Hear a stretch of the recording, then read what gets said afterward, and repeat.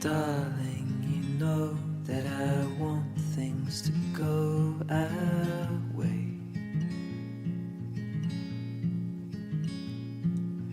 I'll try to reach you to lean every single day.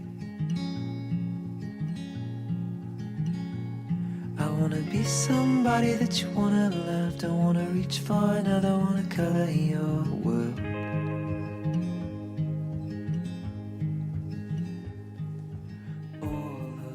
Heureux que vous soyez là à l'auberge. Vous le savez, vous êtes toujours les bienvenus à toute heure. À toute heure, vous êtes les bienvenus à l'auberge. Aujourd'hui, je vous parle d'une... C'est une histoire typique espagnole, 100% espagnole. Une histoire de noblesse et de royauté. À 83 ans, à Madrid, Carlos Falcó est décédé. Carlos Falcó, au-dessus de 80 ans, c'est un des pionniers de la viticulture moderne en Espagne. Son père, c'était un proche du roi Alphonse du temps, et lui-même était ami avec Juan Carlos. Juan Carlos, le grand roi, qui a laissé sa place à son fils Felipe, sa femme, la journaliste et la belle famille. Aujourd'hui, c'est Felipe qui est roi d'Espagne et les Espagnols en sont bien contents. Là, on parle ici de noblesse, de royauté. C'est tout un monde, vous savez. Ces familles-là, les ramifications avec le temps. Tu sais, il y a des liens familiaux qui datent des fois d'un millénaire. C'est vraiment un monde, un monde à part. Tout ce qui s'appelle royauté et noblesse. Mais Carlos Falcó, de son nom, n'est pas très connu. Mais son nom de noble, si je peux dire, le marquis de Grignon. El Marquès de Grignon. Ça, c'est un nom qui est très connu en Espagne. Très, très connu. Son histoire personnelle est particulière. Le gars, il aurait pu être rentier toute sa vie. Pas besoin de travailler. Mais c'était pas dans son tempérament. Jeune, à 17 ans, il part étudier en Belgique. Il veut apprendre un métier, celui d'ingénieur agronome. Et l'agronomie, la viticulture le passionne énormément. Donc, il part étudier en Belgique et aussi apprend le français. Plus tard, il décide d'aller en Californie et là, il va poursuivre ses études en agronomie, en chimie et apprend aussi l'anglais. Donc, cet homme-là qui aurait pu, je me répète, rien foutre de sa vie, c'était pas lui. Lui, il voulait bâtir quelque chose. Et c'était un passionné d'agriculture et un passionné de vin. Quand je vous disais que c'est un pionnier, c'est le côté modernisation. Et c'est lui qui a amené les changements aussi dans la viticulture en Espagne. Il a bousculé un peu les traditions espagnoles. Les Espagnols sont très attachés à leurs traditions. Et lui, un gars de Tolède, un gars de la Castille, hein, lui il a voulu, à un moment donné, brasser la soupe un peu, brasser les traditions, parce que l'Espagne, selon lui, a un potentiel extraordinaire pour le vin. La terre est extraordinaire, le climat est particulier. Et justement, l'Espagne comporte des hauts plateaux d'altitude où il y a des changements de température. Et pour certains cépages, c'est tout à fait magique, c'est fou, c'est presque la perfection. Donc, quand il revient sur ses terres, près de Tolède, on est quoi? Tolède, c'est à peu près à 50 minutes au sud-ouest de Madrid, si on prend l'autoroute 41. Il décide de ne pas travailler avec le Tempranillo. Donc, le cépage Tempranillo, qui est l'emblème de l'Espagne. L'emblème du vin espagnol, c'est le Tempranillo. On l'adore, le Tempranillo. Lui, il dit, moi, je ne travaille pas avec le Tempranillo. Il veut essayer d'autres choses. Il dit que le Tempranillo, c'est ce qu'il disait à l'époque, il dit le Tempranillo est extraordinaire, mais ce n'est pas un cépage qui est à l'aise partout, dans toutes les conditions. Et il reprochait un peu aux vignerons d'en mettre un peu partout, même si le sol ou la température ou l'ensoleillement et tout ça était pas parfait pour ce raisin-là. Donc, il a voulu faire autre chose. Parce que il a découvert, lui, en Californie, l'importance de l'altitude. Tu sais, les Californiens ils classent pas les vins par terroir, mais ils classent les vins par climat.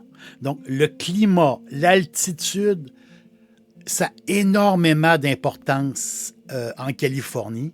Et lui, il s'est imprégné de ça.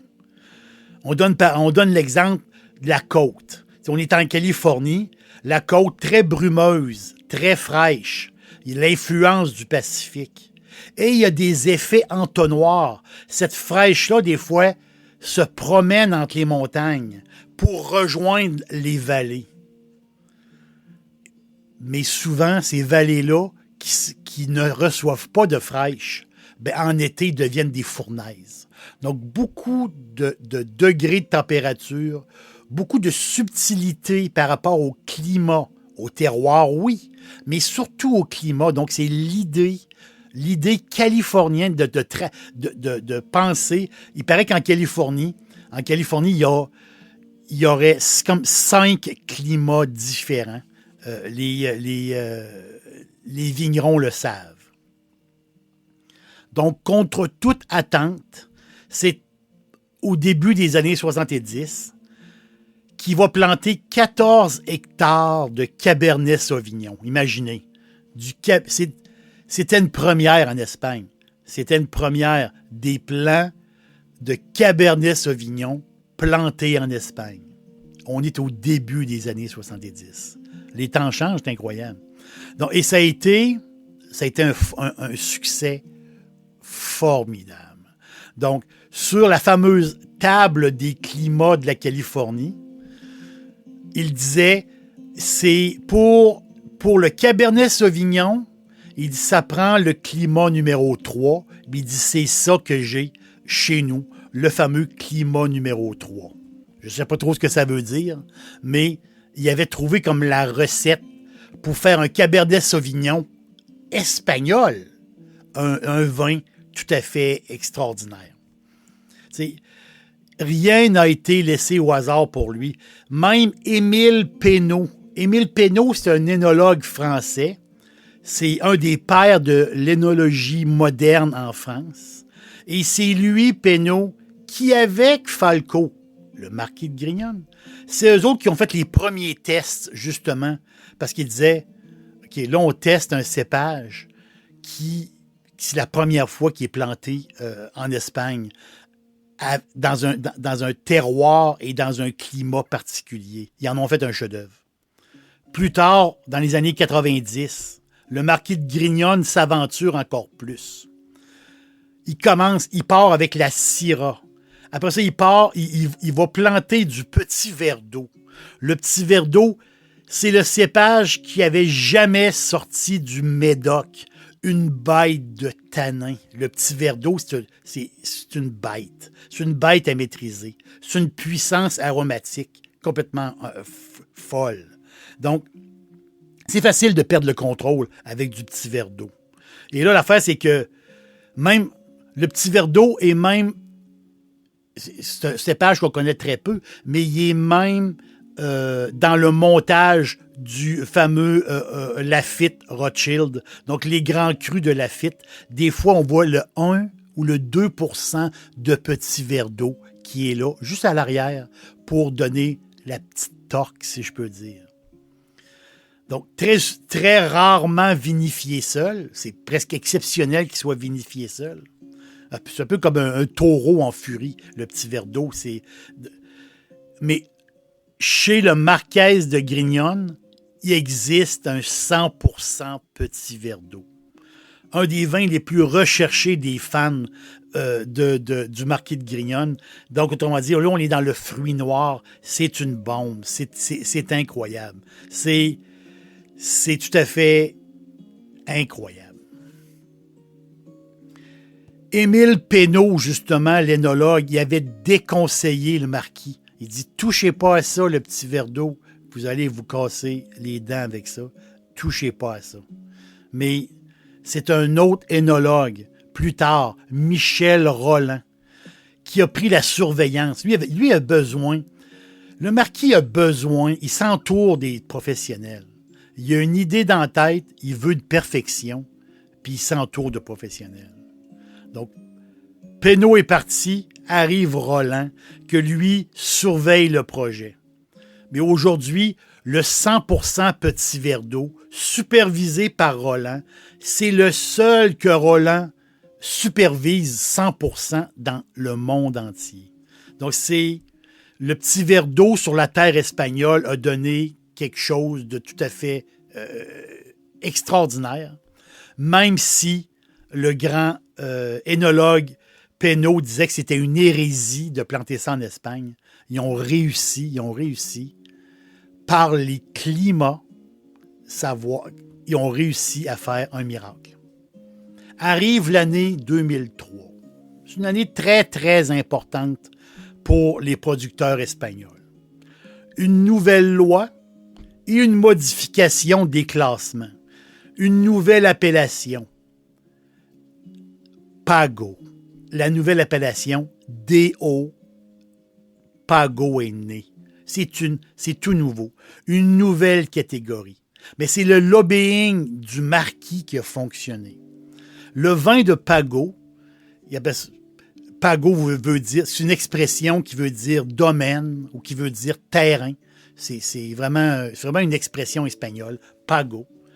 Ça représente une propriété. Qui se dit aujourd'hui vino de Pago? C'est des vins qui viennent uniquement d'un terrain en particulier, qui a une caractéristique unique. On parle du sol qui est tout à fait unique. Le climat est unique, vraiment, dans cette parcelle de terrain-là. Et c'est du vin qui est vinifié sur place. Aucun déplacement. Le vin est vinifié sur place.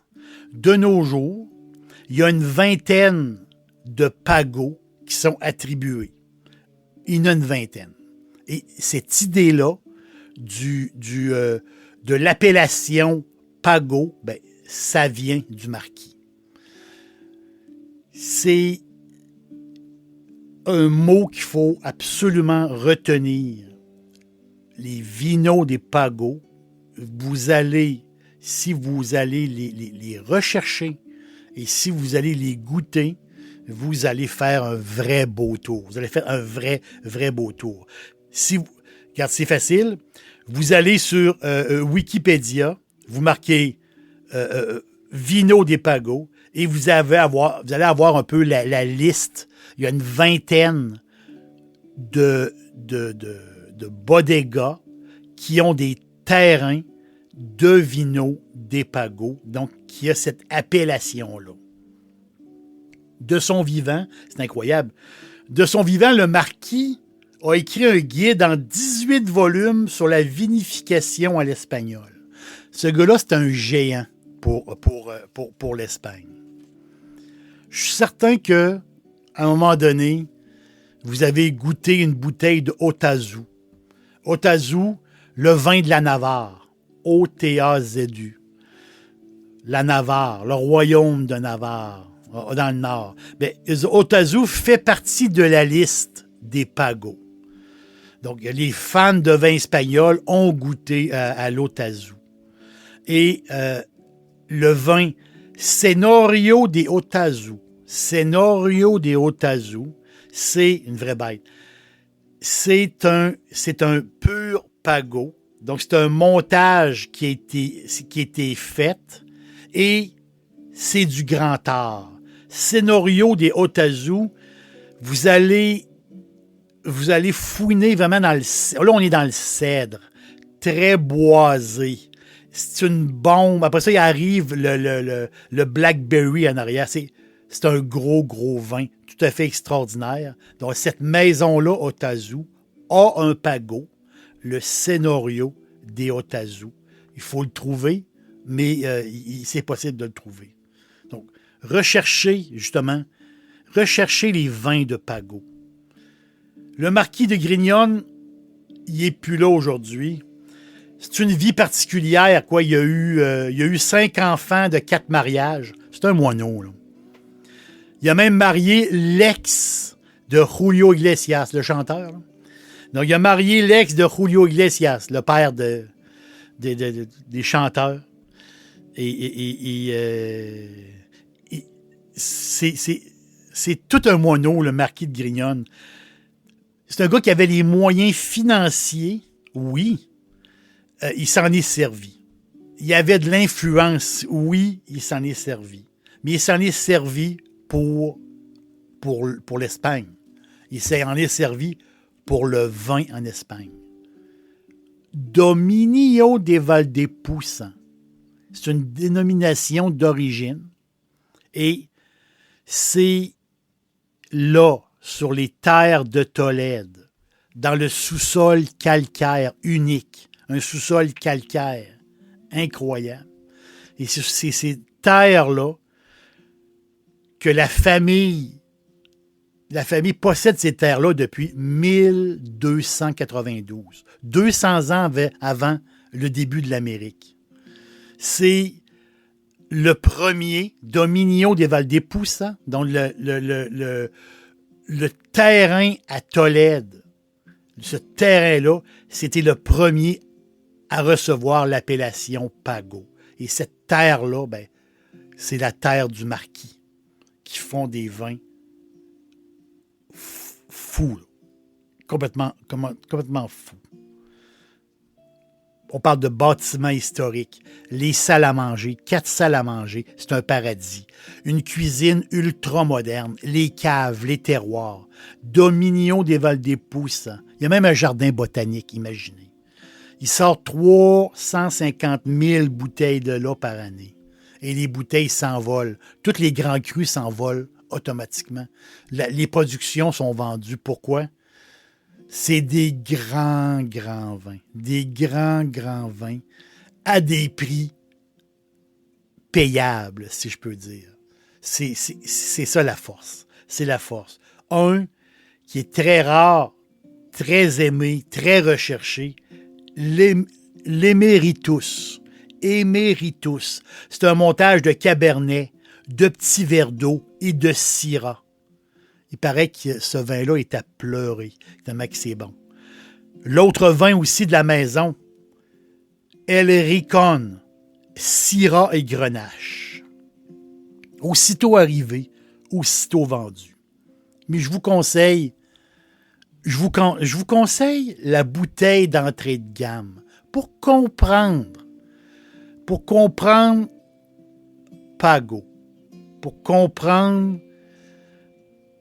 Pago, Le Caliza, c'est une bouteille d'entrée de gamme. C'est exceptionnel. Du petit verre d'eau, du Graciano et un peu de Syrah. Donc, on parle ici là, des tanins en velours. C'est une force. Il y a toute une force, ce vin-là. Et une douceur incroyable. Un pur Pago, tout à fait extraordinaire. Je vous le dis, Wikipédia, Vinos de Pago, vous avez la liste qui vous offre les vins certifiés Pago. Donc, tout le raisin vient du même champ, de la même zone. Ça prend des caractéristiques exceptionnelles, un sol exceptionnel, le climat idéal pour le raisin, fabriqué, vieilli et embouteillé sur place. Qu'est-ce qu'on veut de plus?